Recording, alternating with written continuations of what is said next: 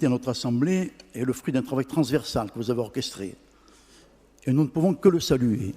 Je m'étonne d'ailleurs qu'il y ait maintenant des amendements qui viennent, alors que cette transversalité s'était faite avec les groupes de l'Assemblée et les présidents des groupes, et également avec la société civile, puisque les Gilets jaunes ont été associés à ces discussions dès le début de leur mobilisation.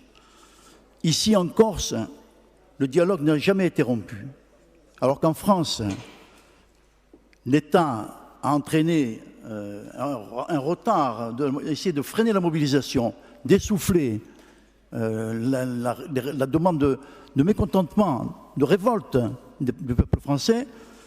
Ici, les Gilets jaunes ont été reçus dans cette collectivité, ce qui a évité tout débordement qu'on a vu ailleurs.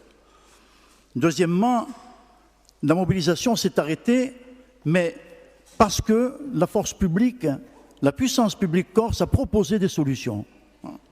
Cet engagement nous est dicté par notre philosophie politique qui place la vie des Corses au centre de nos préoccupations, leur vie et leur devenir en tant que communauté, mais aussi leur vie quotidienne, car nous savons qu'un peuple s'approprie son devenir en tant que nation uniquement s'ils ont une vision sereine de leur lendemain.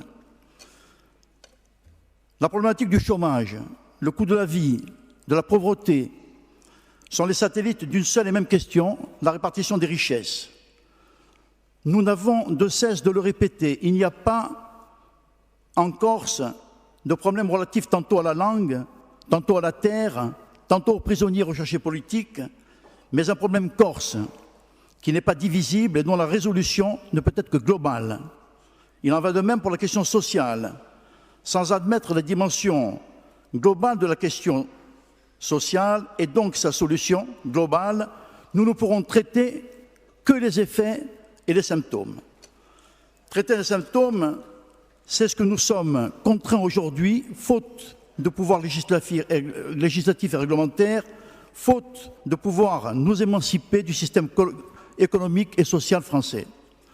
C'est pour cela que, quelle que soit la question, notre pays a besoin de sa représentation élue, dispose d'un pouvoir réglementaire et législatif. Je voudrais conclure rapidement en disant ceci. Je pense que le président de l'Assemblée de Corse et le président de l'exécutif vont tout faire pour que cette solution et la mise en place de ce fonds soient réalisées dans les délais les plus rapides. Malgré le fait que l'État, quelles que soient les propositions qui sont faites par notre collectivité, bloque le développement des différentes structures qu'on demande. Les compétences qui sont accordées à la Corse sont constamment contestées de manière systématique. On l'a vu récemment avec le problème de la fibre et les décisions qui sont prises par la préfectorale. Moi, je pense qu'il faut qu'on prenne bien conscience que la compétence est une chose, la légalité en est une autre, et la légitimité est fondamentale. Les nationalistes ont été désignés en décembre 2017 pour diriger l'avenir de ce pays, et nous devons continuer dans le sens de la politique qu'ils nous ont demandé d'appliquer. Merci. Merci, chers collègues. Donc, vous avez la parole.